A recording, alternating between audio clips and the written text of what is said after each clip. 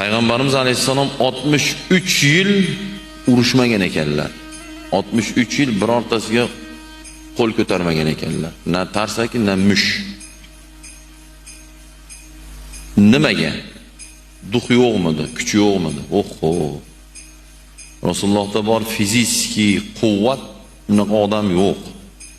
Doyuraylikni qo'yaverasing. Lekin urushmaganlar. Nimaga desa, chunki islom shunaqa.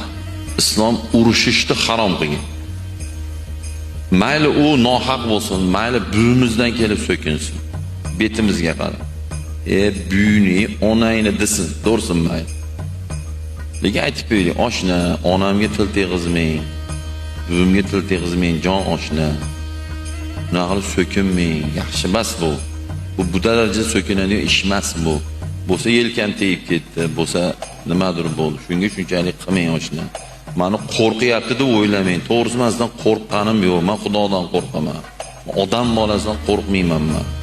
Rosa qo'lingizdan kelsa o'ldirib yuborasiz. Shu xolos, boshqa narsa qo'lingizdan kelmaydi deb gapiring, lekin mushotmang.